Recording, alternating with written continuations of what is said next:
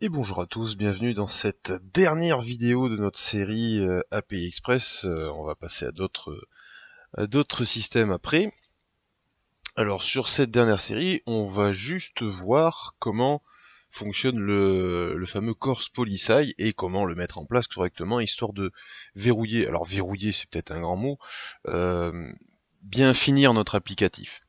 Si vous vous rappelez, au tout début, je vous ai fait mettre le Corse. Donc c'est le module qu'on a ici, et puis on l'applique simplement là. Alors, histoire de bien préciser, hein, l'affaire du Corse Policy, hein, si vous cherchez bien, eh ben, tout le monde l'a, hein, tout le monde se la récupère, elle a fait partie des gros problèmes qu'on a au début, parce on le sait pas, on fait pas bien attention, puis des fois on comprend pas bien un petit peu comment ça fonctionne.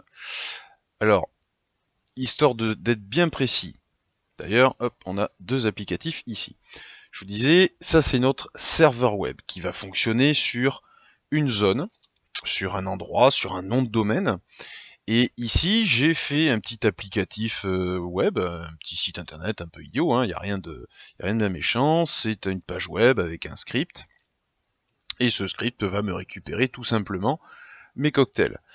Si je reprends ici, bam, je fais F5, je prends mes cocktails, je vais zoomer un chouïa et puis j'élargis ça. Si on regarde bien, tout s'est bien passé, on a bien les résultats, etc. Mais pourquoi ça fonctionne? Eh bien ça fonctionne parce que justement, on a cette règle-là qui a été mise en place, le CORS qui a été mis en place, et on va le voir après. Si je l'enlève et que je reprends ma page web, ça y est, j'ai bien ma fameuse erreur du Corse Policy, hein. Si je vais regarder, voilà, j'ai comme tout le monde, oulala, il n'y a pas de contrôle d'origine qui se fait. Alors, mon site internet, cette page web, elle est à un endroit, elle est sur mon PC, l'applicatif est sur mon serveur Linux. Ça veut dire que c'est deux endroits différents, donc le fameux cross origin. Il y a deux systèmes qui doivent communiquer, qui n'ont pas la même URL. Donc en haut ici, je suis en 127.0.0.1 sur le port 5500, ça c'est sur mon PC, et mon API, si vous vous rappelez, elle est sur le port 8888, mais sur mon serveur web, donc sur le 172.30.209. Et bien parce que ces deux endroits sont différents, les navigateurs web ont un souci avec ça.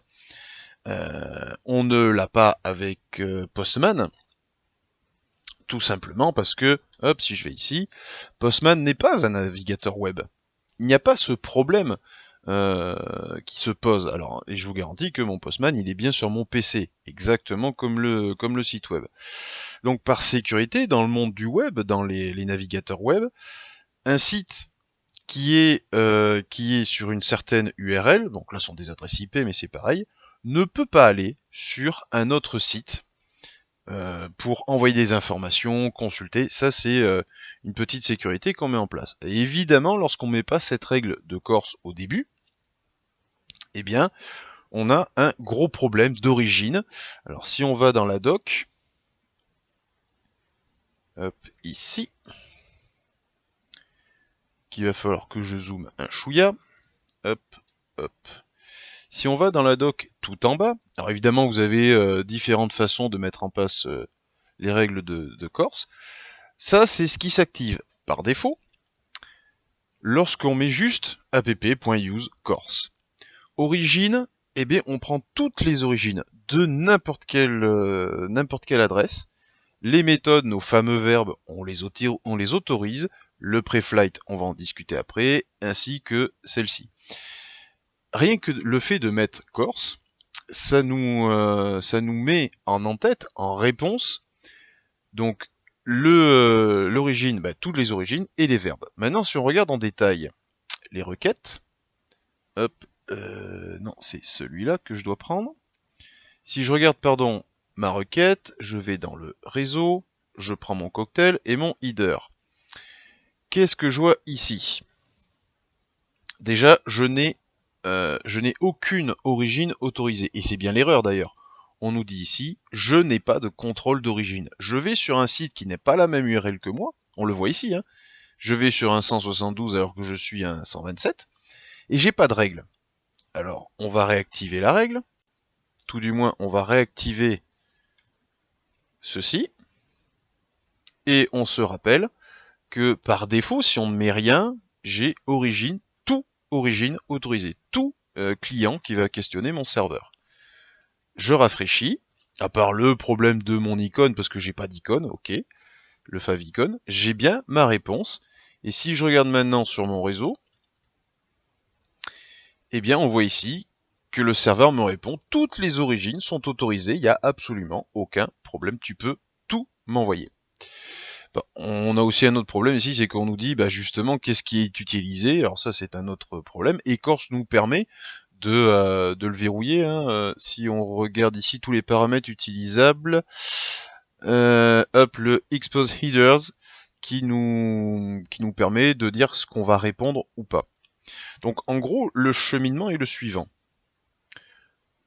Hop, je suis le site internet, je vais faire une requête sur mon serveur à cette adresse, et le serveur va répondre au navigateur, voilà, ça tu peux le faire, il n'y a pas de souci, et donc il va répondre la chose. Maintenant si je change, si je mets une règle, par exemple donc justement l'origine, hop, je dis que ce qui est autorisé sur cet applicatif, c'est mon supersite.com.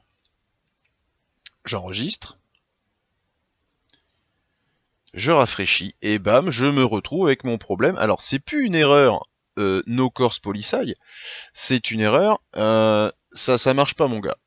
Tu dois être ce site internet là, tu dois être sur ce serveur là, parce que moi je le prends pas. Et effectivement, on a bien notre erreur. Donc si je me mets sur le 127.0.0.1,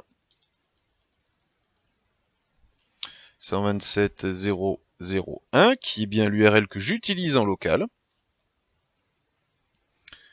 je rafraîchis, j'ai la même erreur pour... Ah ben oui, je suis bête. J'ai mis que j'autorisais cette origine-là, http://127.0.0.1, qui est le site que j'ai sur mon PC.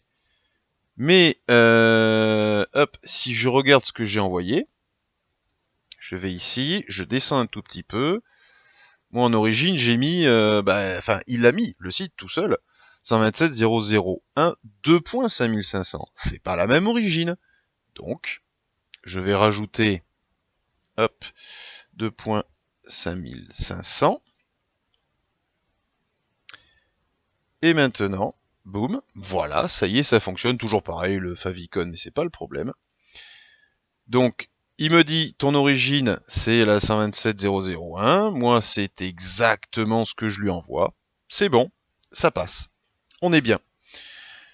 Voilà ce que c'est que cette histoire de Corse Policy qui définit le cross-origin, donc le fait d'être sur un autre site, et donc potentiellement une API de dire oui ou non tu peux passer. Attention, on n'est pas en termes de sécurité, hein. Il faudrait commencer à utiliser des modules comme Helmet sur Express qui sont là pour vérifier les problèmes de sécurité. Là c'est pour réduire l'accès, réduire le fonctionnement de la chose. Ok, ce qu'on peut faire aussi, alors pour faire bien propre, tac, donc après ici on peut mettre d'autres sites, hein, si vous avez d'autres applicatifs, soit vous faites un array, c'est marqué dans la documentation, je mettrai le lien dans la description, soit vous faites plusieurs sites en array, soit en chaîne de caractères avec des virgules. Ça c'est au choix. Ce qui va être important aussi de mettre, c'est ce qu'on autorise à recevoir comme tac, comme en tête. Donc on va accepter bien évidemment origine, donc on va le prendre en compte un peu plus fermement, l'access token, pourquoi pas, le rôle et surtout lui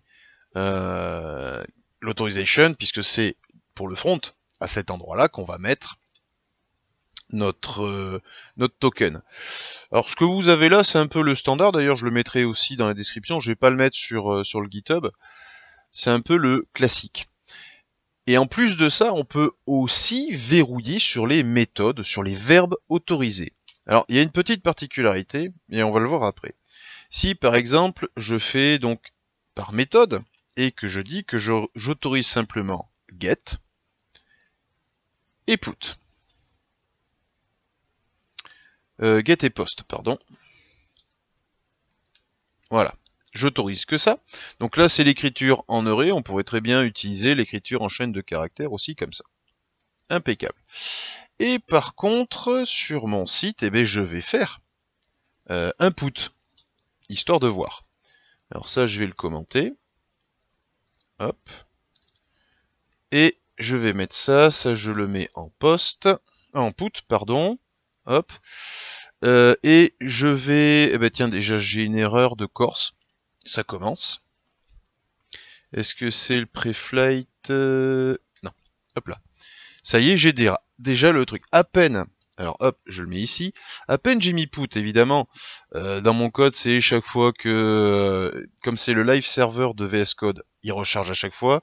Et ici, j'ai mis un écouteur. Dès que ma page est rechargée et entièrement chargée, tu me refais tout le bazar.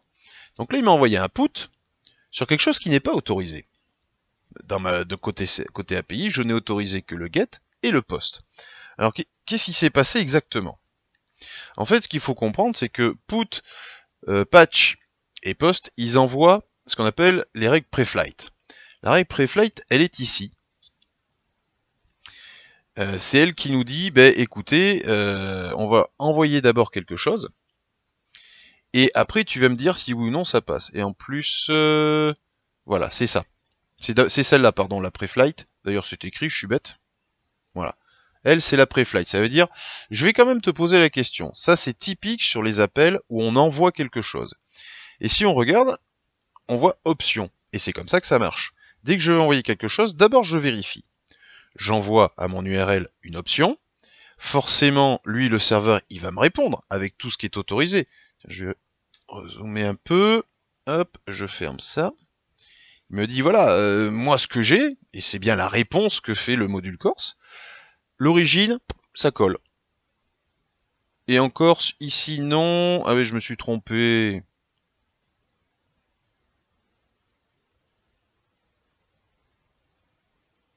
Hop, c'est ici, pardon. Dans celui-là, c'est mieux. Je disais donc, l'origine, ça colle. C'est bien l'URL que j'ai en haut. Par contre, j'envoie option. Et moi, mes méthodes autorisées, c'est get et post. Donc ça, c'est la question, c'est le preflight. C'est ce qu'on envoie. C'est une option, c'est comme ça que ça fonctionne. Et forcément,